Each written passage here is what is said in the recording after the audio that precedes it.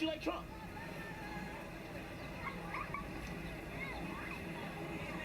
He doesn't even know why he doesn't like Trump. I think it's because he's in a liberal area and he thinks he can make money off of capitalism, which he doesn't like. They're socialist people, but he wants to make his own money and capitalize, but yet he hates Trump. Fuckers gotta be tight. Round the fuck up.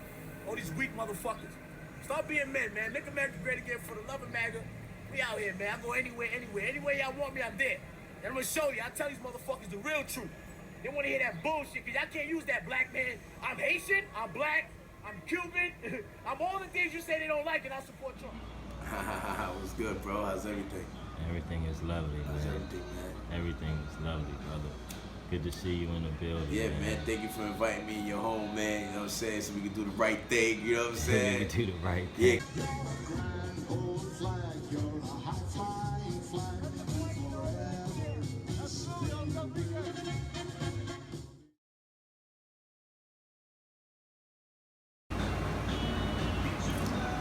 It's a good question, man.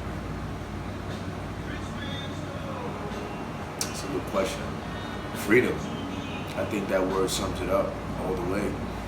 Because when you look at other countries and you look at, you know, other places in the world, majority of them don't have freedom. You know what I mean? They're not free to speak and say what they want. They're not free to make as much money as they want. They're not free to travel anywhere they want. I mean, you know, and where we have so much privileges as an American, where we could do basically whatever we want as long as it's in the confines of the law. You know what I'm saying?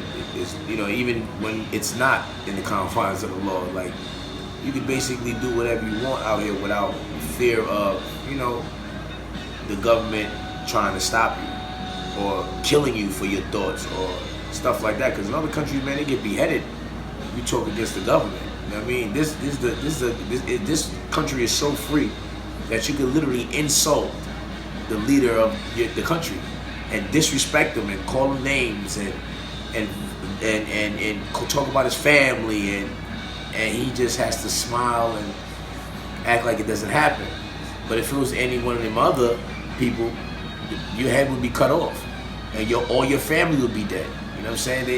They'll rape your daughters and then throw your daughter off a cliff. You know what I'm saying? Like, there's a country where, you know, like I said, you know, I respect the LGBT community, you know what I'm saying, ABCDFG, whatever pronouns they want to claim now, because I believe my mother's a lesbian, my mother's a gay woman, and so I believe that people should be free to love who they want, you know what I mean? But at the same time, in other countries, guess what? They're throwing people off of roofs, you know what I'm saying? For you know, their sexual preference. So you got to think about it, like, we live in a country where you can just literally be yourself and have no fear. So I think the best way I could sum up USA is freedom. Like, that's the best word I could think of.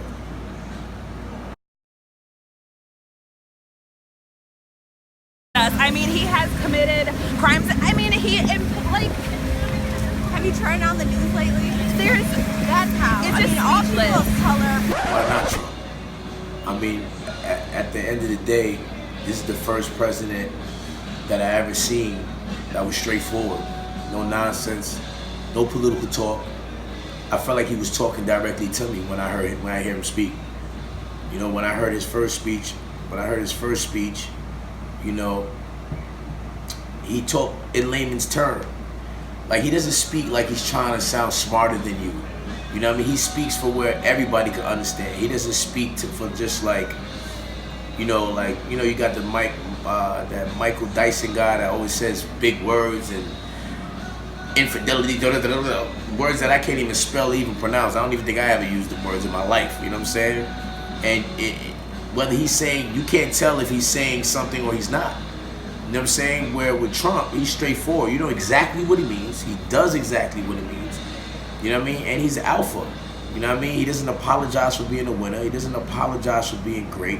And he's not ashamed to tell you. And I think as people, we need that type of energy because it builds us up.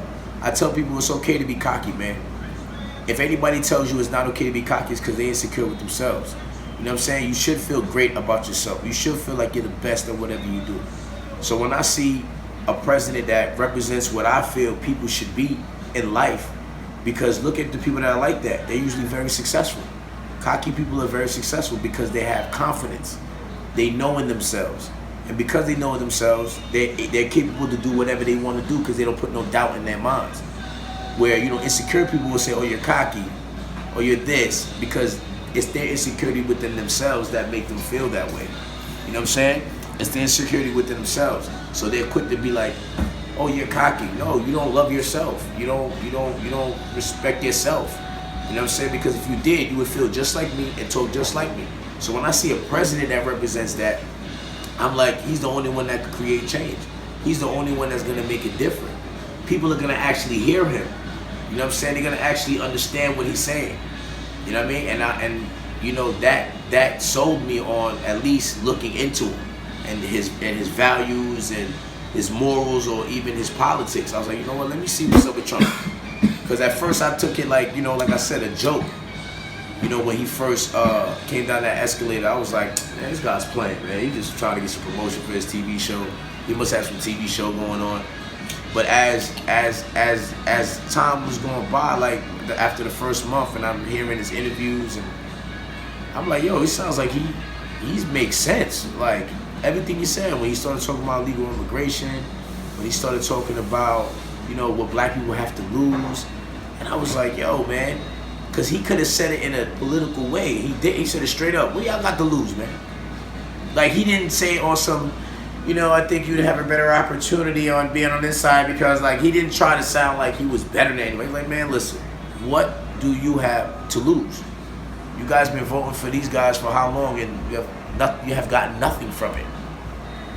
So you know, I was just like pay attention, and you know, certain things he was talking about, and the most important thing that sealed the deal for me is when he said America first. When he said we need to take care of our home before we out here worried about everybody else and their problems. You know what I'm saying? Like we can't be the country that's just giving away all our resources while we're not getting nothing back and not being respected for it. You know, America hasn't been respected for a long time. You know what I mean? So when he said make America great again, I knew exactly what he was talking about. Yo, when we have respect, when our economy was the best there is, where we were the ones that was exporting instead of importing. And look now, we're exporting. We're giving out energy. We are self-sustaining ourselves. We don't need anybody. You know what I'm saying? Now people need us. And when I seen him talk like that, I said, man, he's talking about America first, man. I'm sold. And all I was waiting for when he got elected is he was going to keep his word. And that man kept his word. That man kept his word 100%. Everything he said he was going to do, I watched that man do it within the first month of his presidency. Literally, it was like every other day he was signing a new executive order. And you got to respect that, man. Like, you got to respect that.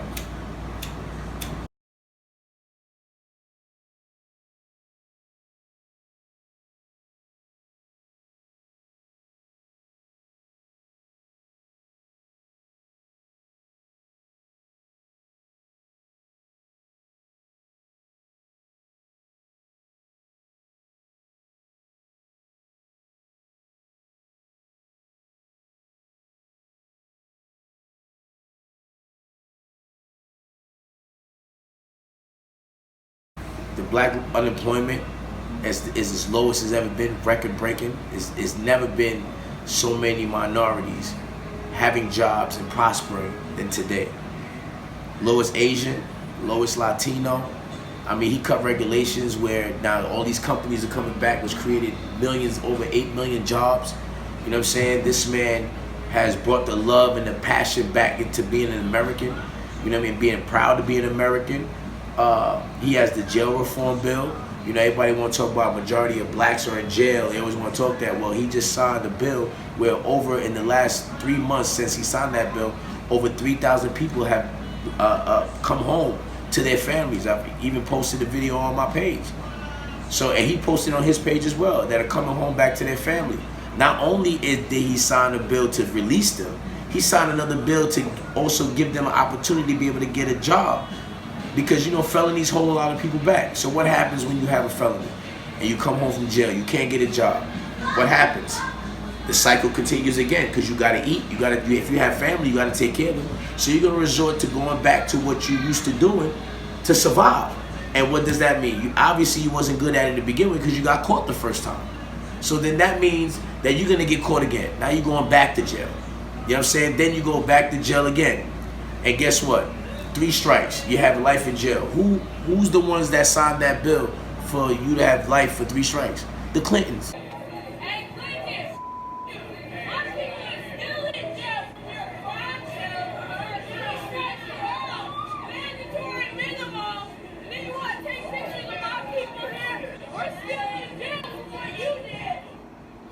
That was Bill Clinton on the receiving end of some harsh words last night.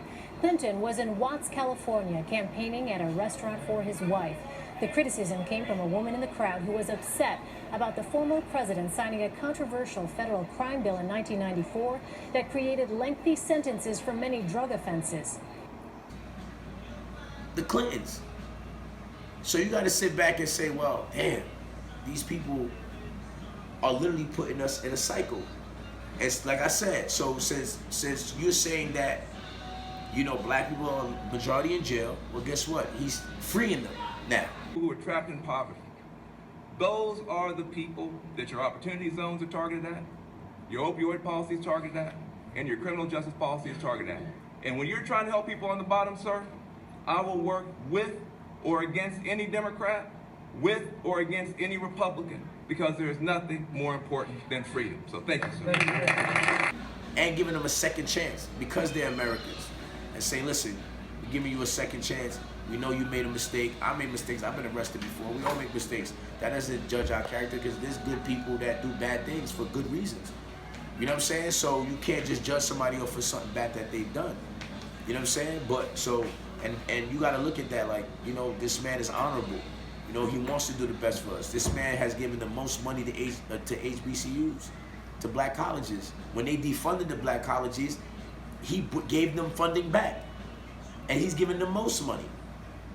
So this man has shown not only for American people as a whole, but he's shown his attention in the black communities.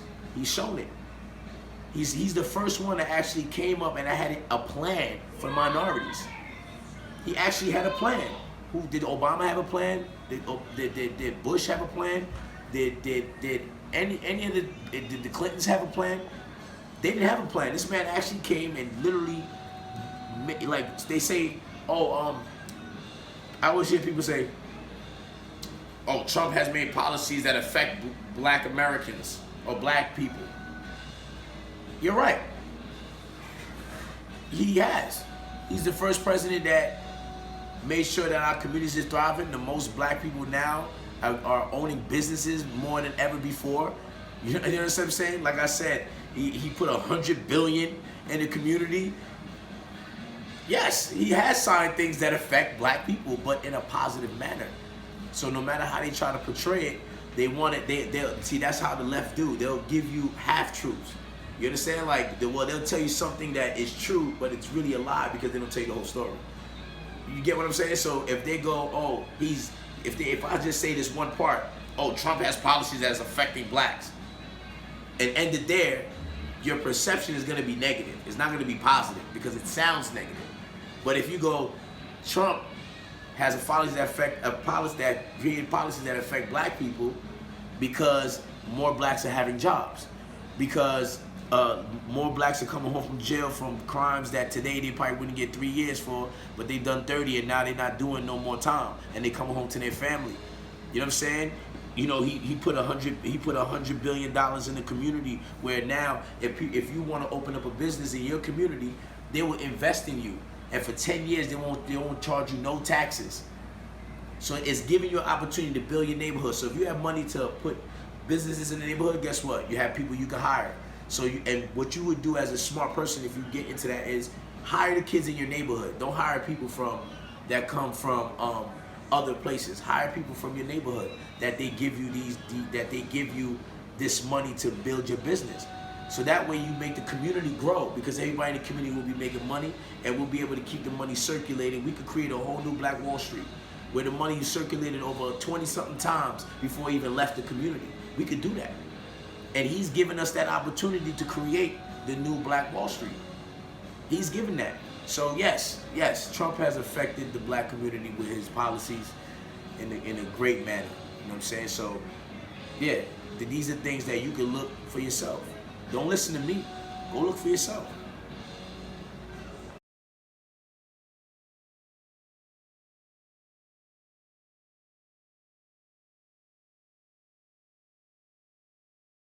Priorities as well. So by him actually putting up a wall, if somebody could say that's racist, then I would have to also say it's racist to have a door. I would have to also say it's racist to have gates around your house. You know what I'm saying? It's racist to have 4 walls that's closed up. I would have to go with that, because everybody that has a house has a wall. What do you think your house is made of? 5 walls. You know what I'm saying? Like, so if you live in a box, there's 1, 2, 3, 4, 5 walls. You got 5 walls. So you're more racist than anybody you could think of. We're all big racists then, if that's the case. But you know, that's how they do. They try to paint a narrative and change the definition of things, where now the word racist could be anything. I'm a racist. You know what I'm saying? Like, you know, when you're somebody that proves a liberal wrong, you're a racist. So I'm a proud racist if that's the case. You know what I'm saying? But for people to say that a wall is racist is the most ignorant thing I ever heard, especially when the same people that they praised was advocating for this wall. They said we need to fix our borders. We need to close our borders off. Hillary said it. Obama said it. Clinton said it. I mean, Bill said it. They all said it, and they all was for it.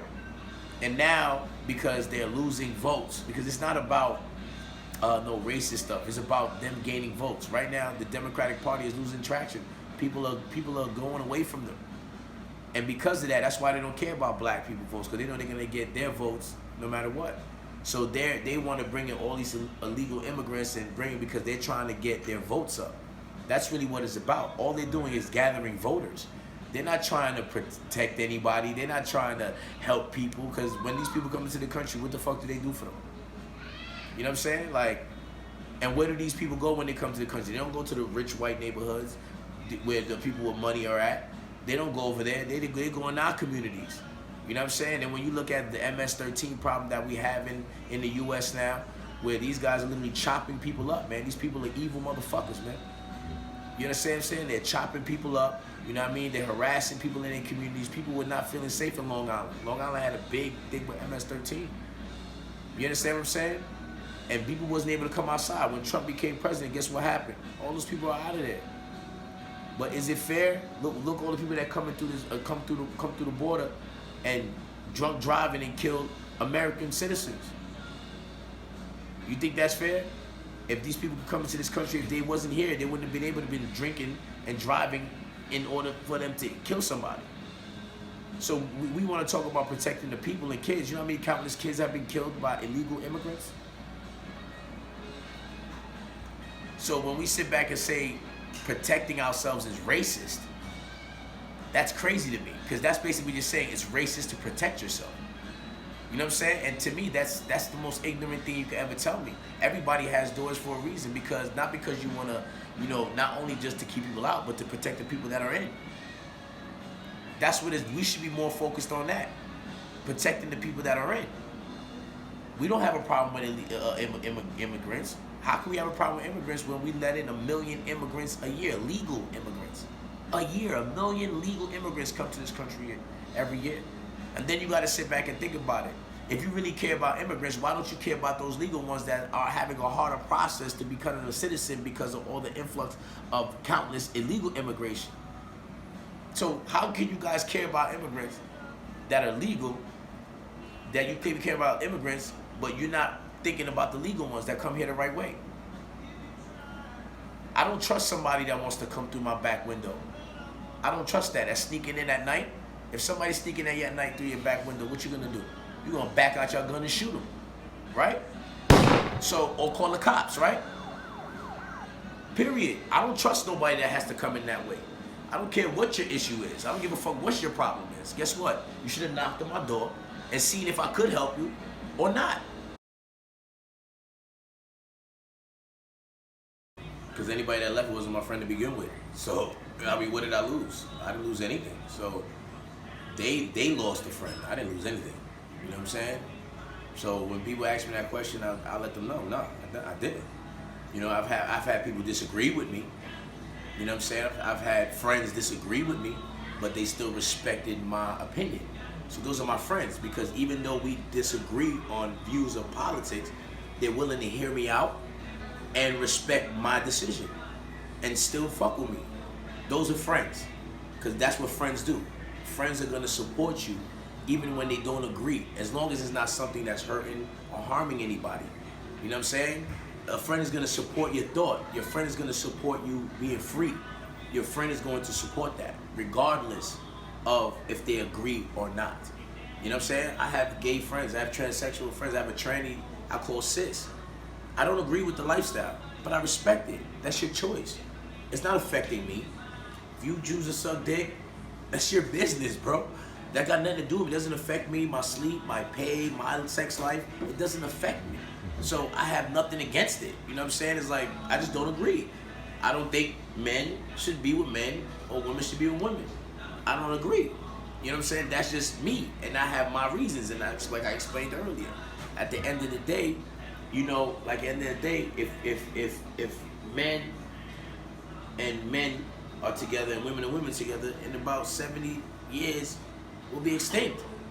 So I feel like we can't paint that image just to promote it, to get it to where the world is just like that. You understand what I'm saying? So, but overall, I respect people's lifestyles. I respect the way people choose to live their life.